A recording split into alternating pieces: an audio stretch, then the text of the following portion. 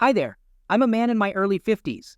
It's amusing, when I share my life story with people, I often get responses like, "Really? How did you pull that off?" It seems my journey is quite unique. I mean, I've yet to meet someone who's experienced what I have. In fact, some people find my story so unbelievable, they think I'm making it up. I understand it's hard to comprehend something fully if you haven't experienced it firsthand. In my case, only a handful of people have braved the storms I've weathered. I want to share my story with you, the raw and unfiltered truth. I hope you can put yourself in my place for a while and imagine what my life has been like. Let's start with a little background. So, I'm a physician working in a hospital. Honestly, I've always been kind of a brainiac. School was a breeze for me, always aced my tests. That led me to a pretty decent job and, well, marriage. Let me clarify that. I ended up tying the knot with my college sweetheart, Hannah. I never really had the guts to call it quits, so we just sort of ended up married. I won't sugarcoat it and say we were head over heels in love or anything. It wasn't that kind of marriage. It was more like a, yikes, you're pregnant. Guess we gotta get hitched kind of deal.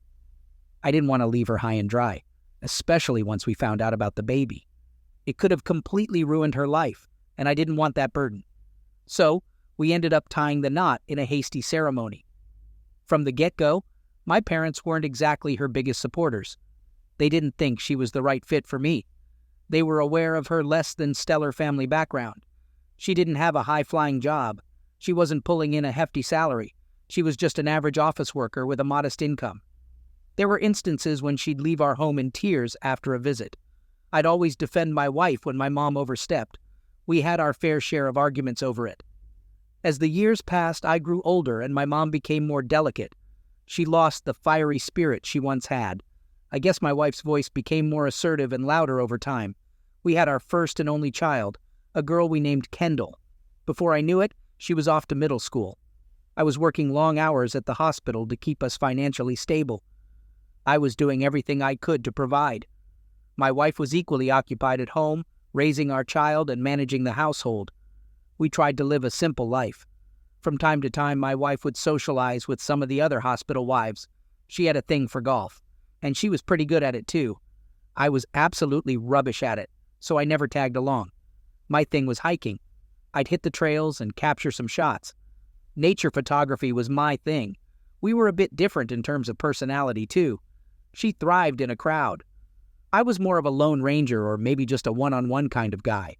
Anything more than that, and I'd start feeling socially overwhelmed. But that was about the extent of our differences. They never really sparked any friction between us. Even by average standards, we were pretty run-of-the-mill. We led simple lives and were satisfied with that. But as time rolled on, that satisfaction started to fade, and a gap began to form between my wife and me. The crux of it all was my relationship with my wife's family. She hailed from a large family, a whole bunch of siblings. I didn't even know about it until after we got hitched. She was the eldest. She had 4 younger brothers and 5 younger sisters. They were a lot to handle. And now, technically, they were my lot to handle too. I won't tire you with the details of their issues. Honestly, there aren't enough hours in the day to delve into all the drama they whipped up. They were always short on cash growing up and even now. Somehow, they'd always rope my wife into their predicaments, and it fell on me to shell out the cash to resolve their problems. Being a physician, I was pulling in a decent paycheck. But that doesn't mean I could keep doling out cash to them. Sometimes, it wasn't even about the money. I just didn't have the bandwidth to clean up their messes. I was working round the clock. Even after my shift, there were conferences, meetings with colleagues. Barely a moment to myself to chill, let alone fret about them. Being a doc is as hectic as you'd think. All day, I'd dream about hitting home and crashing in my own bed. But that wasn't my reality. I wanted to come home to my lovely daughter's smile. I wanted to step into the kitchen and be hit by the aroma of my wife's amazing cooking. I wanted to kick back, loosen my tie, and have my wife knead the tension out of my shoulders. But none of that ever happened. Instead, the moment I'd hit home, I'd find my wife at the kitchen table, ready to drop the bomb that her brother's in hot water again. What are we going to do? That was my reality. The moment I'd hear the word brother from my wife's lips, I could feel a wave of icy pain wash over my head. If things ended with me just handing over some cash, I wouldn't be here chatting with you. It wasn't that simple. There are some problems that money just can't fix. This was one of them. As I said before, I was nothing more than a safety net they'd fall back on when they screwed up. That was pretty much the extent of our relationship. I never hung out with them or spent time with them beyond handing over cash. One day, I wasn't feeling too hot. My stomach had been acting up, so I decided to get it checked. After an endoscopy, I was told I had a stomach ulcer. These days, it's not uncommon to hear about folks getting diagnosed with all sorts of stomach issues like fatty liver or gastritis. A stomach ulcer can be a real pain, literally. It's something a lot of people have dealt with. The symptoms can be pretty rough, so it's crucial for the person dealing with it to get the support and care they need from their family, if possible. After the checkup, I headed back to an empty house. My daughter was out with her buddies and my wife was nowhere to be seen. I whipped up a meal for myself and was just sitting down to eat when my wife walked in. She was decked out in her golf gear. When I asked her where she'd been, she said, "Oh, just played a few rounds with the hospital director's wife." I could have guessed that much just by looking at her. They'd been getting pretty chummy lately. The hospital director's wife seemed to have taken a shine to her. I was happy to hear that. What I wasn't thrilled about was what she said next. I told her about my stomach ulcer. I mentioned that I'd probably need to get admitted to the hospital for treatment. I mentioned that things could potentially get worse. My wife listened to me as if I was just telling her about my day, totally uninterested. She just said, "All right, so you'll go to your hospital, right? The nurses there are good. They'll take care of you. I'm beat. I'm heading upstairs to sleep." Her lack of concern really stung. Our marriage was hanging by a thread. I never wanted the kind of lovey-dovey marriage you see in movies, the kind that gives you butterflies in your stomach. But at the very least, I hoped that when I shared my health concerns with my family, they'd show some worry. I don't think that's too much to ask. My wife's indifference towards me was a heavy burden on my heart. It just didn't sit well with me. I had to let it all out. What am I to you? Just a workhorse that keeps this family afloat? Or am I just your go-to guy to clean up all the messes your family makes? I can't believe how much you've changed. You care more about golfing than my health. Your priorities are all mixed up. What's the point of me working my fingers to the bone if you're just going to treat me like this? What do you have to say for yourself? I thought my wife would apologize. I was pretty heated. Instead, she just gazed at me and burst into laughter. She tried to downplay it as if I was making a mountain out of a molehill. "Wow, you need a drink or something to cool off? If you're going to be this moody, just hit the sack. Like I said, I'm beat. I'm going to shower and then crash." That was the moment my affection for my wife totally vanished.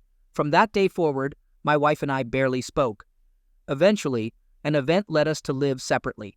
She loaned a substantial amount of money to her family behind my back. Apparently, she'd made a down payment on a rural house for them. They'd decided they wanted a shared cabin for summer retreats. One of her siblings even planned to permanently reside there after retirement. I discovered this and went over to see if I could recover any of the money she'd handed them. I was as clear as day. They needed to give back that money because she had no authority to distribute it. Instead of apologizing, they thought I was blowing things out of proportion and were annoyed that I was demanding the money back. If it wasn't illegal, I would have physically confronted each of them. But I held back. What would my daughter think if her dad landed in jail for fighting with her aunts and uncles? In the end, I decided this was the final straw, and from that day forward, I would live separately from my wife. I felt awful for my daughter. She was at that age where she was aware of what was happening, but still too young to fully comprehend or handle it. She silently observed as the emotional chasm between her parents widened. The day arrived for me to move out. I had my bags packed and ready at the front door, poised to start my new life. But before I could leave, my wife delivered the final blow. She declared that divorce was off the table and that I'd need to pay child support. Money was her endgame, even at this point. In that moment, I wanted to shake some sense into her. But being an optimist, I tried to find the silver lining. I adored my daughter, so I didn't mind providing for her.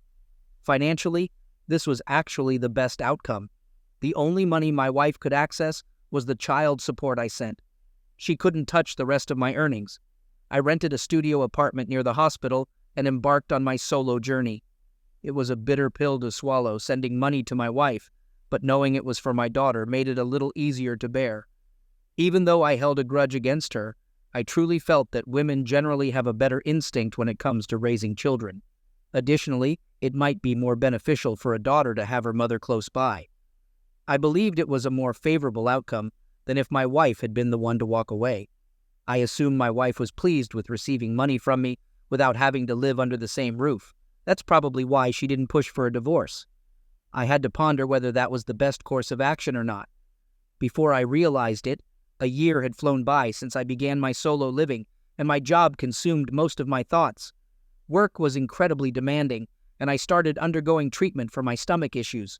Even though my wife and I were living apart, I still had the chance to see my daughter occasionally when I visited.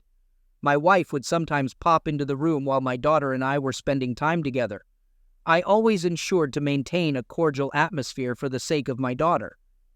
It could have been my imagination, but I sensed a slight improvement in the relationship between my wife and I. Perhaps it was a case of you don't know what you've got until it's gone. Maybe her expectations of how things would turn out were different from the actual reality, and I thought maybe she felt the same way, even if it wasn't to the same degree as me. I was naive to think she had changed, though. I should have known that people can't truly change their nature. No matter how things appeared or how she made things appear, she never really changed at all. One day, she texted me saying she wanted to meet. I suggested we go to the cafe in my hospital where we used to catch up often. Instead, she said she wanted to meet somewhere quiet. She preferred to meet somewhere outdoors, like a park. Honestly, I wasn't comfortable in places I wasn't used to. I didn't like being around other people as it is, especially if it was somewhere new and I didn't know anyone. I had a bit of social anxiety. I liked meeting in the hospital because it was a familiar environment, and I don't know. I just felt more at ease there. I agreed to meet her where she wanted. When I got there, she pulled a manila envelope out of her bag and took out some documents. My heart was pounding. I asked her if that was what I thought it was, and she said yes. I said, "Why now? What changed?" Things have felt less stressful in the past year that we've been apart. I've come to understand the significance of family, and I thought you shared that sentiment. But you haven't felt any of that, have you? She just looked at the papers and said nothing. I pressed on. "Is there another guy in the picture?" She stayed mum. "Don't just sit there in silence. I deserve to know what's going on in your mind. If there's someone else, does Kendall know?" She finally broke her silence. "There's no one else. It's just that being with you has become too overwhelming." I was at a loss for words. I told her I needed time to process it all, and I did. Is this abrupt divorce really the solution? Is continuing to live separately the best course of action? My mind was a whirlwind of thoughts. If we go through with the divorce, what will become of our daughter? That was my primary concern. My parents had actually broached the subject of divorce some time ago. I was in my early 50s, but I had a stable job. Remarriage at this age wouldn't be out of the question. But to be honest, remarriage wasn't really on my radar. I didn't see it happening. Even if I did get divorced, I was fine with maintaining the status quo. I could still spend time with my daughter and my wife, but the stress my wife was experiencing from my constant presence wouldn't be a problem like before. I was well aware that my wife wasn't going to have a change of heart. I had no other option but to brace myself for the likelihood of a divorce. A couple of nights later, I found myself at a local pub with a close buddy of mine. He was well versed in the saga of my family life. I shared with him that a divorce seemed to be on the horizon. He voiced his support for the idea and urged me to get it done sooner rather than later. "Dragging it out will only complicate things," he advised. His words resonated with me. After our chat, I was leaning towards the decision to part ways with my wife. We splurged on a bottle of premium whiskey and spent the night at the bar until the bottle was nearly empty. I think most men would agree that a good drink and a trusted friend can help solve just about any problem. That night, we were like carefree youngsters again, laughing and enjoying ourselves immensely. The following morning, however, was a stark contrast. I woke up with a splitting headache, as if someone had taken an axe to my skull. I checked my phone to find a text from my friend. "Today marks the beginning of your new journey. You've got this. Leave the past behind." With a groan, I forced myself out of bed and headed to the hospital. That night, I recall getting a call for an emergency case that I had to handle. Normally, I wouldn't be assigned to such cases, but we were short-staffed at the time. The doctor who usually handles emergency admissions was off that night, so I was filling in.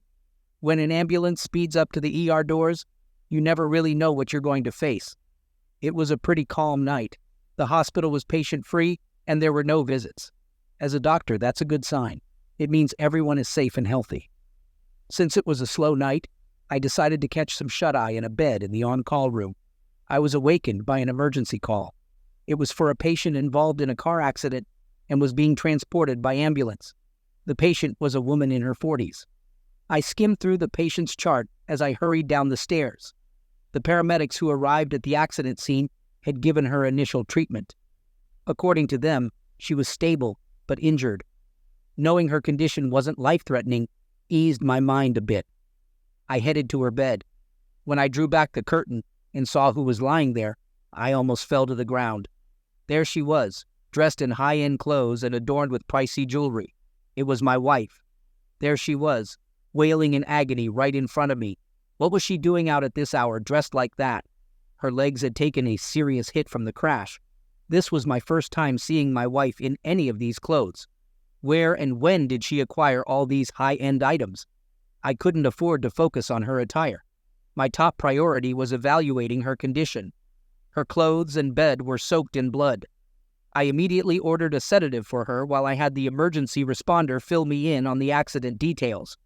It was confirmed that she was in a car collision with another vehicle and had suffered a significant leg injury. Next, I had to visually inspect my wife's injuries. This meant she either had to remove her pants or I'd have to cut them off. There was too much blood, causing her pants to stick to her leg, so I had no choice but to cut them. I knew she wouldn't be pleased since they seemed really pricey. I wanted to get my wife's approval before I damaged her clothes. As she was writhing in pain, she told me, "Don't dare touch my clothes with those scissors." A nurse with me recognized her. She asked, "Isn't that your wife?" I didn't bother answering a question to which she already knew the answer. I told her, "Listen, I need to evaluate your injuries. There's a lot of blood, which is obscuring the severity of your wound. Your pants are adhering to your leg. I must cut them off." My wife let out a loud shriek in opposition.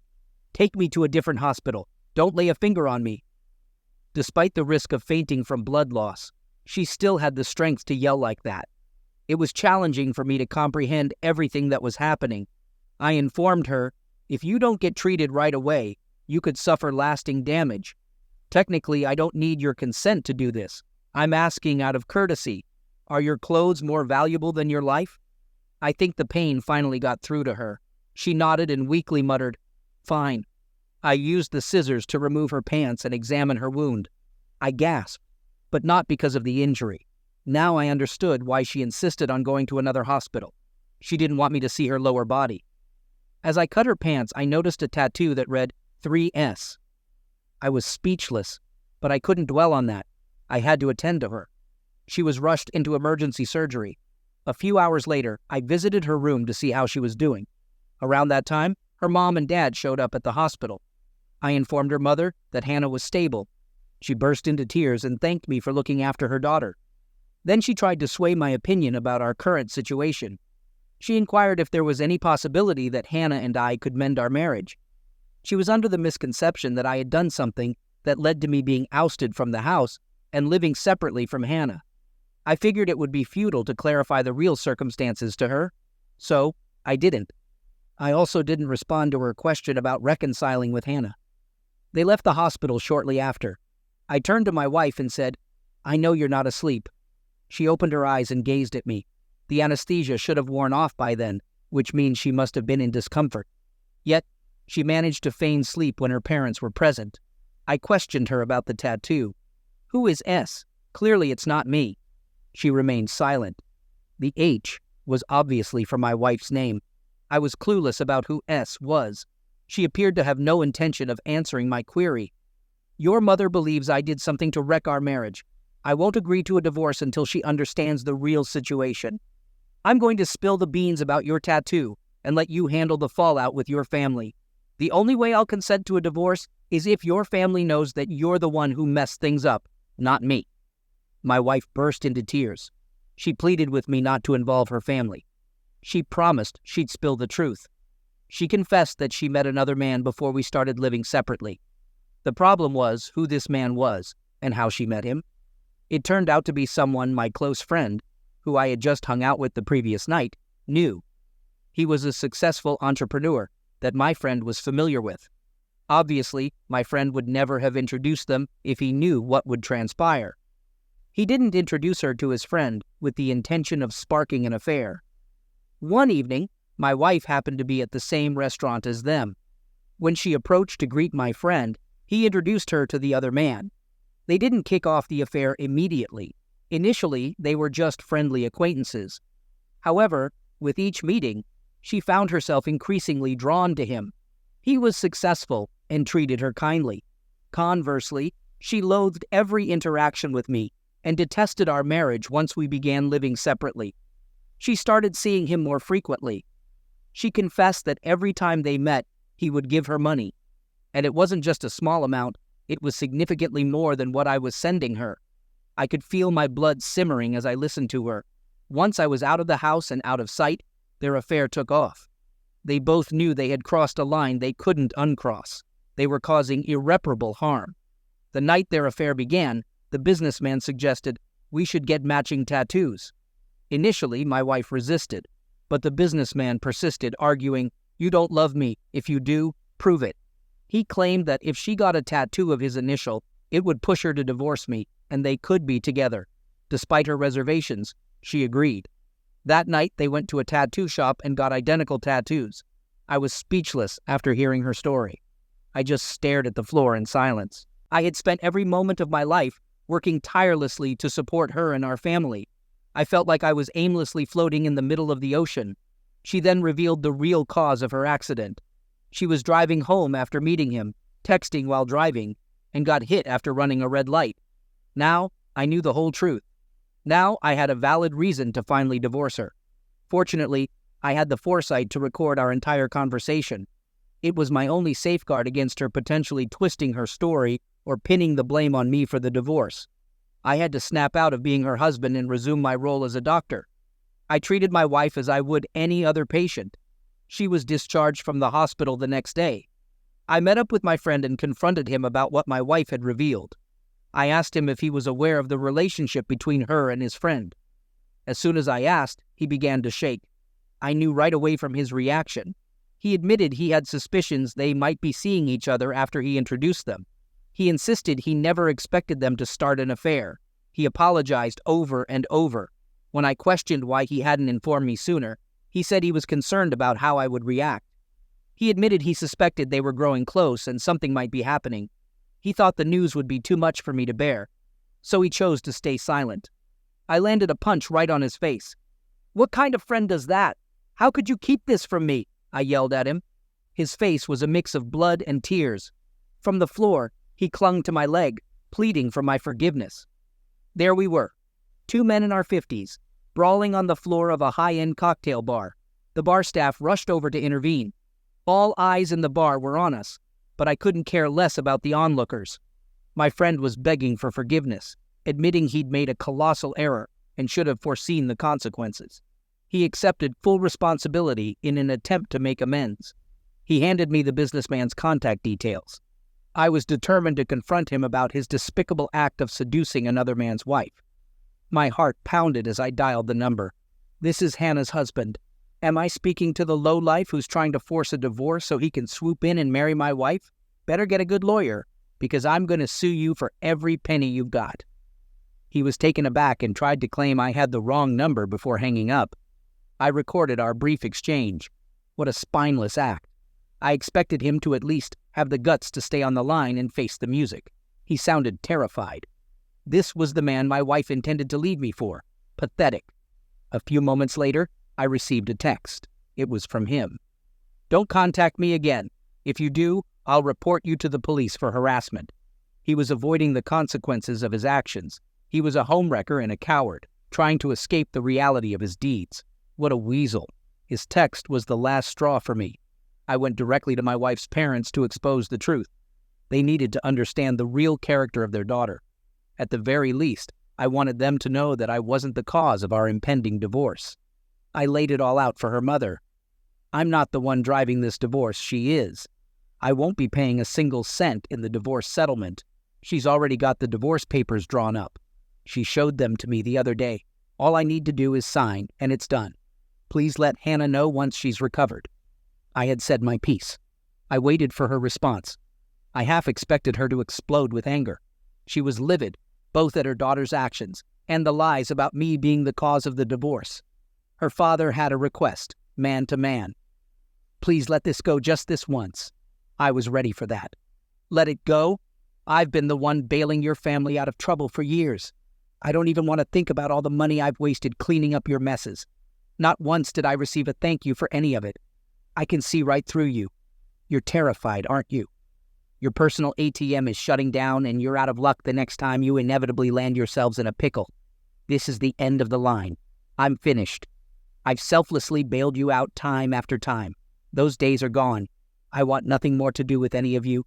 I've been itching to say that for years. It felt like a massive burden lifted off my shoulders. The divorce followed shortly after, and I ended up with custody of Kendall. Given my financial stability and income, it made sense. Kendall was old enough to understand the situation. She had figured out her mother was having an affair long before I did. I was concerned about the impact this would have on her, given her impressionable age. Thankfully, she seems to be coping well. She's thriving at school and frequently hangs out with her friends. In fact, she even takes on the role of a mother in the house, occasionally cooking dinner for me when I get home late from the hospital. She's working hard at school and proving to me that she's a responsible kid. I couldn't be prouder of her. My ex-wife reaches out to me every now and then, aside from the times we have to see each other when she comes to pick up Kendall for the weekend. She's been hinting at wanting to spend more time with me. Naturally, I flatly declined. I think there was a moment post-divorce when she truly fell for me. It dawned on her. She had recklessly thrown away everything she had. I won't deny that there was a time when I loved her too. I toyed with the idea that maybe it wouldn't be so bad to meet her once and hear what she had to say. Just kidding. That was never on the cards. Even if she passed away, I wouldn't feel a thing. I couldn't care less about her words, her life, or anything related to her. I was clueless about her current life. And frankly, I didn't want to know. However, I did get an update from my friend about the spineless businessman. Apparently his company tanked, and he's now jobless. Seems like a fitting end for such a scumbag. What goes around comes around. If he didn't believe in karma before, I bet he's a believer now. Don't get me wrong, I'm no saint. Never claimed to be. I've always tried to treat people fairly, though. I never want to inflict the kind of pain I've experienced on anyone else. I'm waiting for the day my good karma circles back to me. Until then, I'll do my best to be a good dad to my daughter and lead an honest life with her. Thanks a ton for sticking around till the end. Drop a comment if you enjoyed my story and took away something from it.